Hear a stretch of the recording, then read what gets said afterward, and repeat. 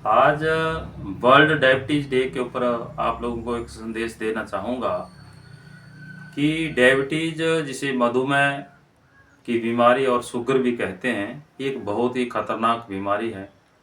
और जब शरीर में रक्त में ग्लूकोज की मात्रा बढ़ जाती है और इंसुलिन बनना कम हो जाता है या बंद हो जाता है, तो शुगर की बीमारी हो जाती है।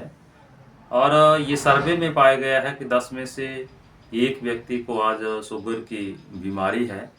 और इससे हमें बचना चाहिए, समय पे हमें टेस्ट करवाना चाहिए।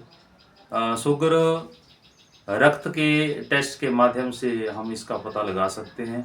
खून का, ब्लड का जो टेस्ट होता है कि शुगर की मात्रा बढ़ी तो नहीं।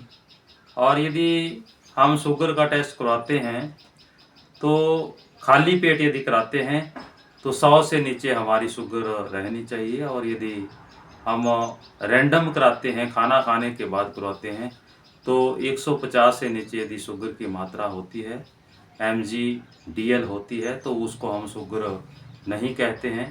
परंतु यदि फास्टिंग जब हम इसका टेस्ट करवाते हैं और 120 से ऊपर यदि इसकी रेंज चली जाती है और रैंडम जो होती है 180 से ऊपर चली जाती है, तो एक गंभीर बीमारी जो शुगर की मानी जाती है।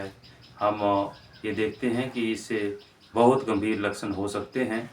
यदि किसी व्यक्ति को बार बार प्यास लगे, खाना भूख ज़्यादा लगे, पेशाब बार बार आए या चक्कर आए या फिर आंखों में धुंधला दिखे, या साथ में यदि किसी को जख्म हो, घाव हो, वो जल्दी ना भरे, तो इस बीमारी के, शुगर के ये मुख्य लक्षण हैं।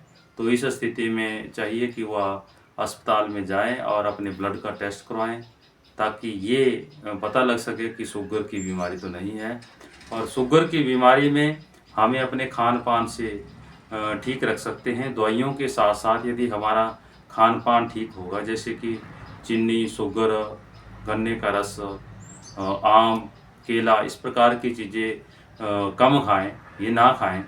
और साथ में यदि हम सुबह सैर करते हैं, शारीरिक व्यायाम करते हैं और खान पान के ऊपर दवाइयों के साथ साथ हम विशेष ध्यान रखते हैं, तो हम इस बीमारी से अपने आप को बचा सकते हैं।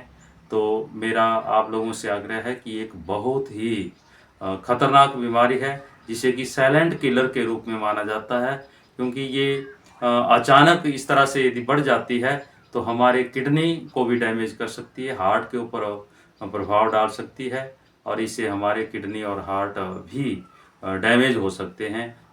तो मेरा आप लोगों से आग्रह है कि समय पे शुगर यदि किसी को है तो उसका इलाज कराएं और अपने खान पान का ध्यान रखें, शारीरिक व्यायाम करें और अपने शरीर को स्वस्थ रखें। धन्यवाद।